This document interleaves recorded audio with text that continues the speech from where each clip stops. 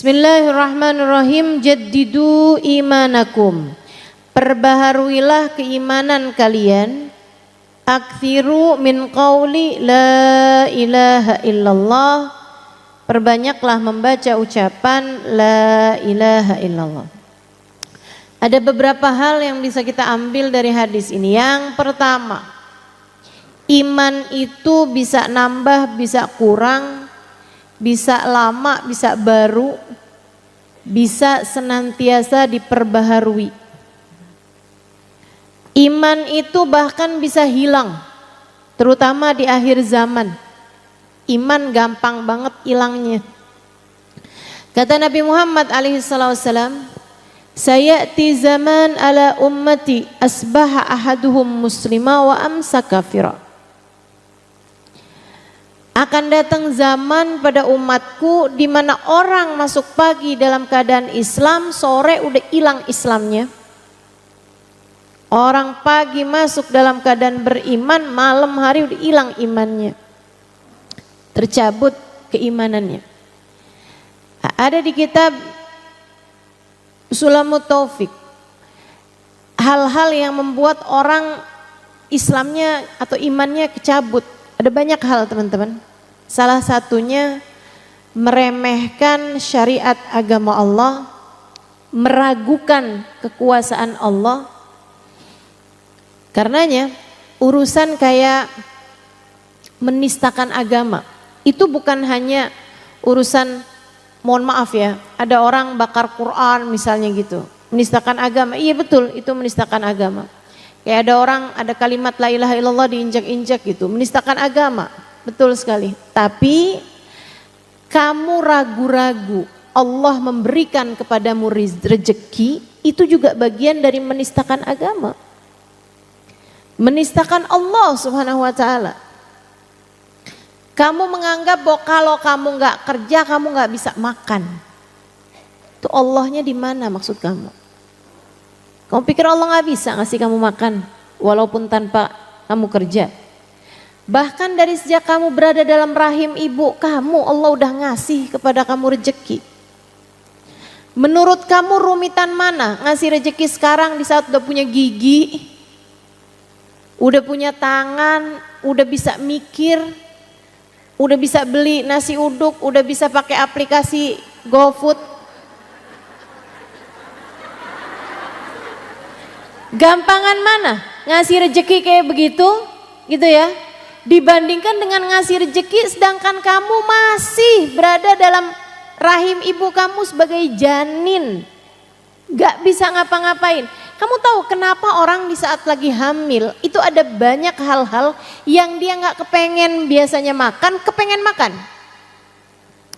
Kamu tahu kenapa orang kalau lagi hamil, saya punya temen kebiasaan minum kopi. Dahsyat kebiasaannya, pagi sama sore itu kalau gak minum kopi udah pusing gitu, geliengan gitu. Terus saya tanyain gitu, anaknya banyak, 9 gak salah. Beneran. Saya tanya gitu, saya bilang, lah kamu kalau lagi hamil bukannya gak bagus minum kopi? Subhanallah loh ustazah, saya kalau lagi hamil gak pengen kopi, gak doyan kopi. Dia bilang, kenapa bisa orang kalau lagi hamil itu makanan yang dia gak kepengen mendadak jadi kepengen, makanan yang biasanya dia suka mendadak jadi gak suka. Karena Allah lagi mau ngasih tahu sama ibu hamil bahwa yang lagi aku pengen kasih rezeki bukan cuma kamu, tapi anak dalam kandunganmu. Aku sekarang lagi mau ngasih rezeki bukan kamu. Selain kamu juga anak dalam kandunganmu. Makanya subhanallah, subhanallah. Rezekinya anak tuh. Emaknya jadi gak suka kopi. Anaknya lagi kepengen jambu, emaknya jadi pengen jambu. Ya kan begitu tuh. Insya Allah. Luar biasa teman-teman saudaraku sekalian. Allah subhanahu wa ta'ala tuh, beliau Allah satu yang ngasih kepada hambanya rezeki. Dialah satu sang pemberi rezeki bagi hamba-hambanya. Lah kamu meremehkan pemberiannya Allah gitu, kayak yang wah kalau saya pensiun bagaimana saya bisa makan. Dari sejak kamu belum kerja, kamu udah dikasih makan, halo. Saudaraku sekalian yang saya muliakan, kalau saya nggak punya suami, kalau suami saya meninggalkan saya, gimana saya bisa membiayai hidup saya? Kamu dulu juga nggak punya suami, emang kamu lahir langsung kawin? Kan enggak. Dulu-dulu juga kamu nggak punya suami, hidup apa nggak hidup? Hidup.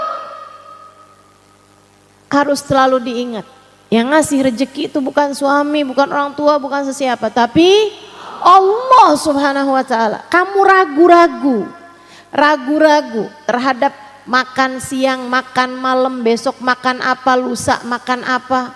Kamu belingsatan pikiran, anak nanti makannya gimana, ini nanti makannya gimana, apa segala macam urusan-urusan rezeki nih teman-teman, yang sampai membuat kadang-kadang orang mau-maunya sampai nyari sesuatu yang haram untuk urusan rezekinya. Ini merupakan salah satu dari kamu ngurangin kekuasaan Allah Subhanahu wa Ta'ala, meragukan kekuasaan Allah Subhanahu wa Ta'ala jalla jalaluhu wa ta'ala azamatuh. Hati-hati, hal-hal yang kayak beginian nih, yang bikin Allah kesel gitu sama hambanya. Kata Allah, lah aku yang ngasih rezeki loh.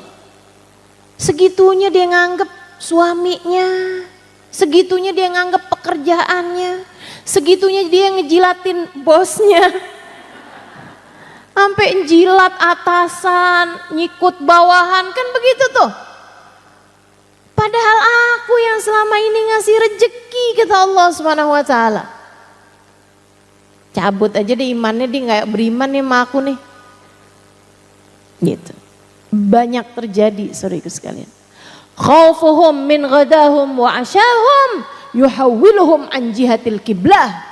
Katanya Sayyidina Hasan Al-Basri ketika diceritakan tentang banyaknya umat Islam yang mati nggak bawa iman, beliau menyatakan penyebabnya seperti dituliskan Imam Ghazali dalam kitab Minhajul Abidin, khaufuhum min ghadahum wa asyahum yuhawwiluhum an jihatil qiblah. Rasa takut mereka ntar makan siang apaan, ntar makan malam apaan, itu yang mencegah mereka dari mati membawa iman. Berhati-hatilah. Saya yakin nih yang ngaji nih sholat semuanya. Yakin saya. Saya yakin. Yang saya yakinkan juga yang ngaji pada pakai jilbab semuanya. Ya kan, pada pakai jilbab nutup aurat ya kan. Saya yakinkan itu. Akan tetapi masalahnya iman tuh bukan pakaian. Iman bukan gerakan. Iman sesuatu yang ada di dalam hatimu. Iman sesuatu yang ada di dalam hatimu teman-teman. Bisa nambah, bisa ngurang, bisa datang, bahkan bisa hilang. Makanya nih, kita nih mesti bener, harus banget mempertahankan keimanan-keimanan kita, memupuki keimanan-keimanan kita biar kuat dari akarnya. Ini yang diperintahkan baginda kita Nabi besar Muhammad. Salah satu penyebab terangkatnya iman, saudaraku sekalian, yang banyak juga meremehkan syariat agama Allah, menganggap ada ajaran lain yang lebih bagus. Hati-hati. Kamu ngelihat orang yang pakaiannya terbuka-terbuka lagi pada jemuran di tepi pantai. Terus kamu mikir, enak ya jadi dia ya. Kayak nggak keribetan menjilbab gitu. Kayak mau fashion apaan aja oke gitu. Enak ya. Kalau saya nggak Islam saya kayak gitu tuh. Kamu menganggapnya sebagai sesuatu hal yang bagus gitu, hati-hati teman-teman. Itu tuh kayak orang yang gak mensyukuri nikmatnya Islam, dan itu hal yang banyak membuat Allah Subhanahu wa Ta'ala kemudian mencabut iman dalam diri seseorang. Berhati-hatilah. Ingat cerita yang pernah disampaikan guru saya, Babah Nur, dan juga saya berulang-ulang menceritakan ini, cuman mak-mak kan paham saya, yang mana dia nih ceritanya gitu. Enak ngajarin mama tuh, saya ngajar dari 20 tahun yang lalu. Tiap kali ngaji kalau saya mau cerita apaan aja bisa, karena dulu nggak tahu, sesudahnya kemudian lupa. Jadi kapan aja cerita boleh. Dulu nggak tahu, sekarang lupa ya. Jadi ada dulu orang India, ini orang India nih, tinggal di lingkungan orang-orang Hindu, seorang perempuan. Tapi dia akhirnya entah kenapa ceritanya dia masuk Islam, ya. Dia masuk Islam tapi menyembunyikan keislamannya rapat-rapat. Diem, nggak ngasih tahu Islamnya karena lingkungan semua orangnya Hindu semua gitu. Dia kayak ngerasa nggak cukup, ya akan ada hal yang sangat buruk terjadi padanya kalau dia menyatakan keislamannya. Subhanallah, dia beberapa tahun sesudah dia Islam ini dia kena penyakit, kena cancer, udah langsung stadiumnya tinggi gitu. Akhirnya dia terbaring tak berdaya, dokter udah mulain pasrah semuanya, umur dia udah hampir habis gitu. Di saat seperti itu dia memanggil ada salah satu laki-laki Arab Muslim. Dia asalnya dia tinggal di Arab, hijrah kemudian menetap di sana, pedagang di kampung tersebut. Ada satu hari dia bilang sama keluarganya, boleh nggak panggilin saya Fulan bin Fulan? Oh, yang orang Arab itu? Iya.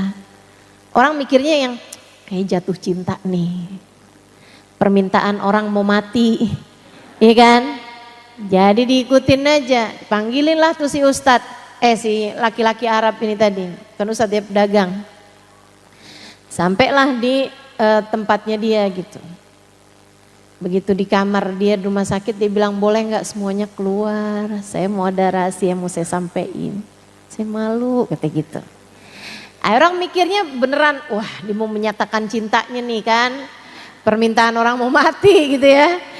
Nah, jadi semuanya keluar, tinggal berduaan nih sama laki-laki Arab itu. Terus dia bilang, dia ngasih, dia udah siapkan jumlah uang, dikasihkan ke si orang Arab itu. Terus dia bilang, saya minta kepada kamu, saya ini muslimah, saya udah masuk Islam.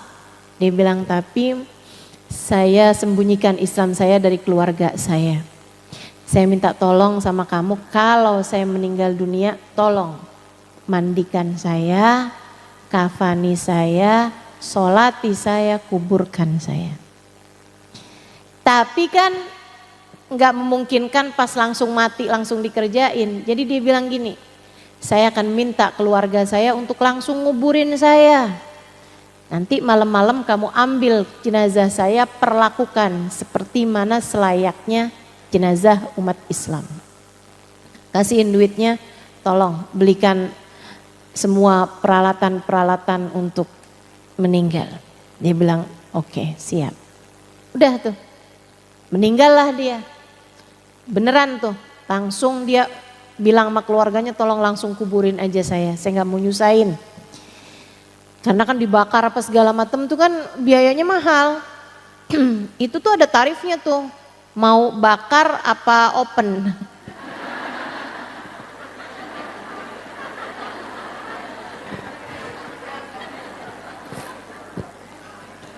Mau bakar apa panggang ya. Masya Allah. Dikirain bercanda, padahal saya serius loh. Ini informasi. Teman-teman sekalian, akhirnya jadi dia bilang tolong langsung kuburin aja. Dan bener, langsung dikuburin tuh sama mereka. Jadi ditandainlah sama dia kuburannya kan. Oh, dari pohon Kamboja 3 kuburan gitu kan.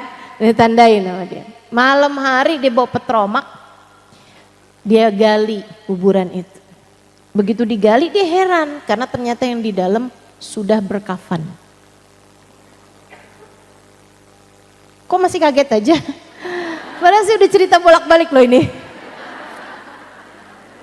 Itu tadi dia lupa ya. Baiklah. Dia heran, tapi kan karena dia menjalankan amanat temennya, dia pun akhirnya memastikan bahwa yang di dalam nih memang si perempuan itu tadi gitu.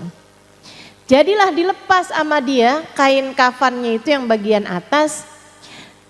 Saat dia lepas, diambil kain kafannya gitu, pas dibuka ternyata jenggotan. Dia bukan perempuan yang meninggal itu, laki-laki, ada tai lalatnya di sebelah sini. Bukan perempuan yang meninggal yang dia lihat kemarin itu. Jadi kaget banget, akhirnya dia masukkan kembali jenazah tersebut ke dalam kuburnya, dia uruk lagi. Nah, kain kafannya yang paling atas itu diambil sama dia, mau nyari gimana caranya biar dia bisa mensolati jenazah temennya itu. Di sekitar situ nggak ada kuburan baru selain kuburannya dia, karena memang nggak ada yang meninggal selain dia. Dan di kampung tersebut nggak ada orang Islam, artinya nggak ada orang yang pakai kain kafan. Jadi dia heran gitu. Udah tuh berbulan kemudian dia berangkat pergi haji.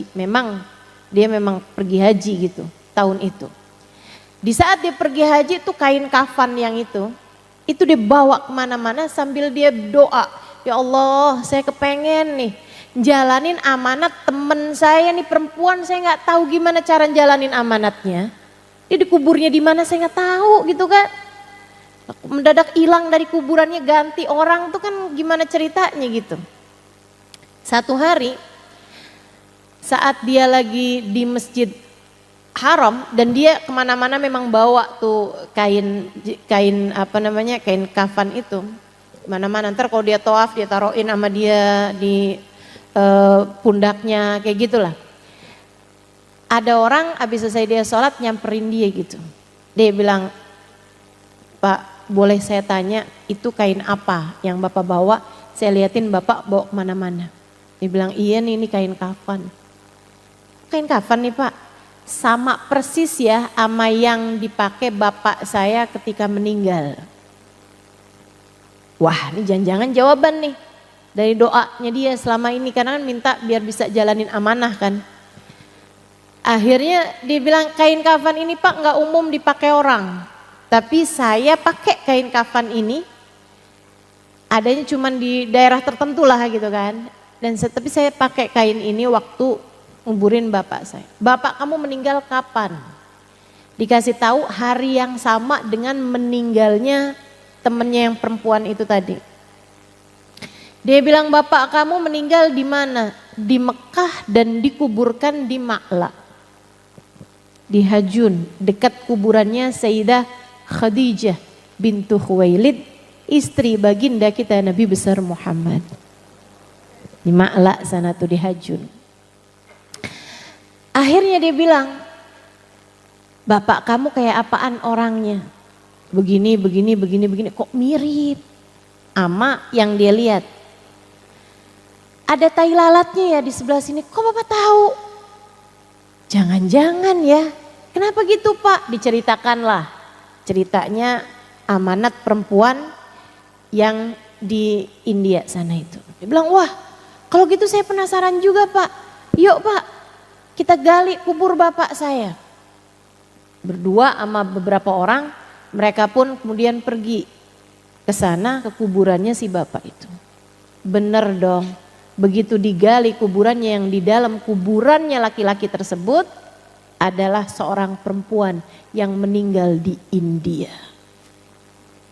Allah pindahin jenazahnya. Allah pindahin tuh jenazah. Jenazahnya perempuan meninggal di India mau Allah dipindahin ke Hajun, gak main-main. Karena dia beriman. Allah gak mau nih wanita beriman muslimah ini dikuburkan di pekuburan yang bukan pekuburan orang Islam.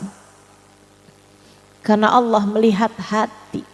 Hatimu beriman, hatimu penuh dengan keimanan, gak pantas untuk kumpul sama mereka-mereka ini yang tidak beriman. Jadi sama Allah dipindahkan, nggak tanggung-tanggung. Allah mindahinnya nggak dikaret.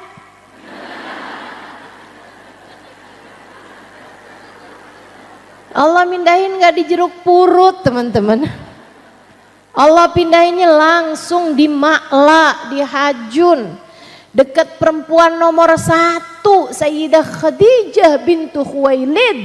Istri baginda kita Nabi besar Muhammad sallallahu alaihi wasallam. Wanita yang nomor 1 beriman kepada Allah subhanahu wa ta'ala. Perempuan pertama beriman siapa? Sayyidah Khadijah bintu Khuwailid. Masya Allah, Masya Allah. Jadi begitu digali nih, ternyata kuburan perempuan tersebut girang dong.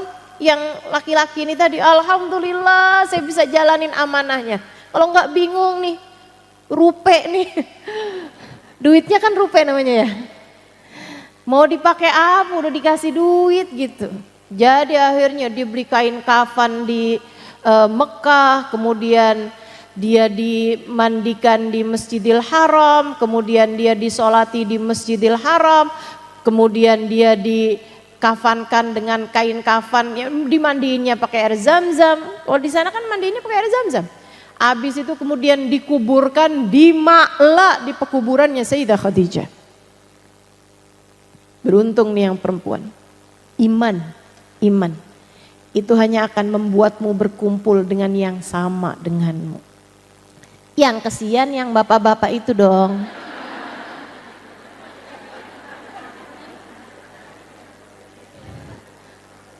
Meninggal di Mekah, dikafanin pakai kafannya orang Islam, disolatin di Masjidil Haram, dikuburkan di Ma'la. Allah pindahin ke India barengan sama orang-orang Hindu di sana teman-teman. Sian banget nih orang. Apa artinya? Artinya dia dianggap kayak orang Hindu di sisi Allah. Artinya dia dianggap gak mukmin di sisi Allah. Artinya bukan orang Islam nih dia nih. Sana dah kamu di sana, kumpul sama orang-orang teman-teman kamu di sana.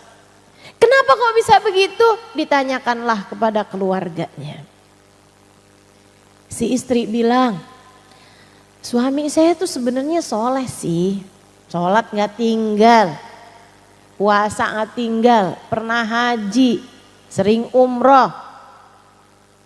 Tapi sih memang, mohon maaf nih ya, kalau lagi musim dingin, malam-malam habis berhubungan intim, dia suka bilang enak ya jadi orang Hindu, orang Buddha gitu.